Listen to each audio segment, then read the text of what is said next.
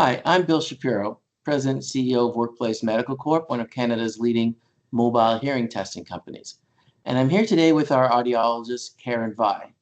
Karen has been providing education and support to our clients for over 20 years. She and I go way back.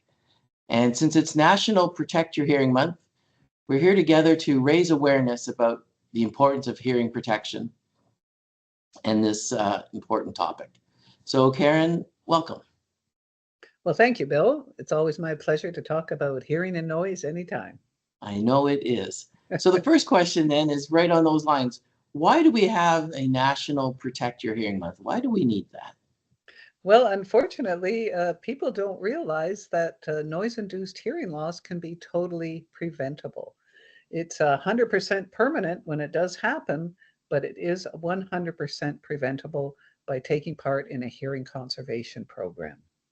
So if it's 100% preventable, why do we need to raise awareness? I assume it's 100% preventable, but it's still not being prevented. Is that right? Yeah, and it's kind of a tough sell. There's certainly three reasons why people don't realize they're losing their hearing. One is the absence of pain.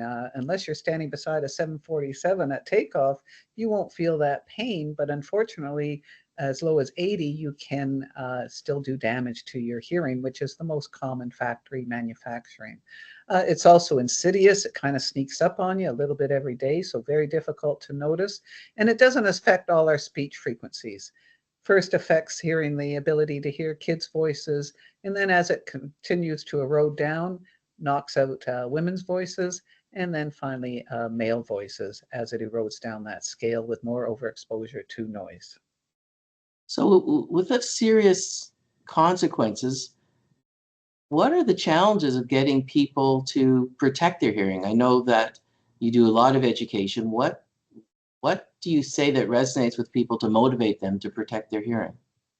Well, the first thing is the sort of the misconception of people thinking they can get used to the noise. So there is a misconception that you can get used to that noise. A lot of people will be in the factory and say, Karen, that doesn't bother me. I'm used to it. Unfortunately, as soon as I hear that, I know they're going to have a noise-induced hearing loss. They've just lost the ability to hear that noise.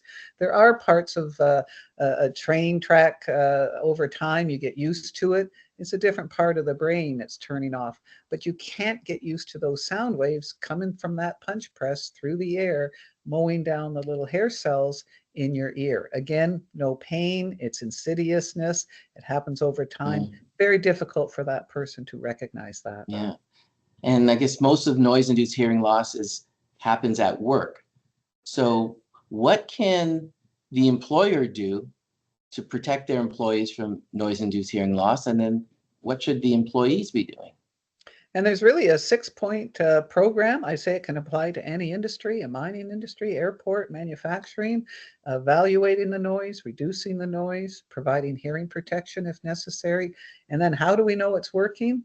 Is I always say it's a simple, inexpensive, easy test, which is your screening test. That individual goes for a screening on an annual basis. They compare it back, and they're really giving just feedback on their hearing protection activity. No change, keep on doing what you're doing. If there's a change, we want to follow up, change has taken place so we can stop that erosion from continuing. That's good. So it seems like really the key to this is properly educating employees, employers of the consequences of hearing loss and what they can do. And that should be very motivating. Yeah, and that's the second part. We do a lot of training, and you will find once people have got it, they've got it. They once they understand the concept, that's the people that are going to protect them. They're hearing off the job. They're going to speak to the kids about blasting their music. They're going to be more aware of it. So once you've got that, you've got it.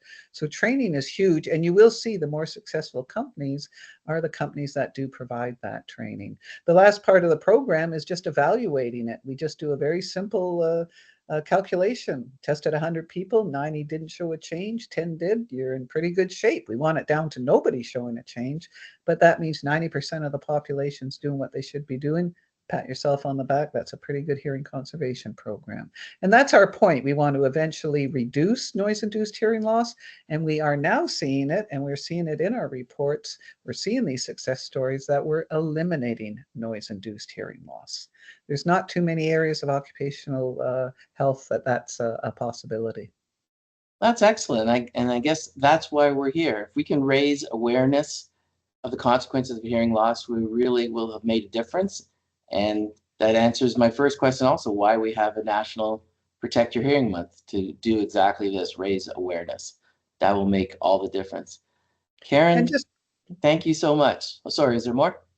No, I was just going to also acknowledge the non-audiological, the stress Yeah, fatigue. It's very difficult to work in noise, so you want to give yourself some time off, not to give your ears a break, but to give your stress and your nerves a break from that noise as well. yeah, very good point. It's not just the hearing loss, it's other things, that how that impacts your daily life and your Exactly. ability to work. Stress levels, lots of medical issues associated with hearing loss. Absolutely. Even more reason to raise awareness and support the National Protect Your Hearing Month. So Karen, Protect. thanks again. Always a pleasure talking with you. Always a pleasure talking to you as well, Bill. Thanks so much. Thank you. Bye.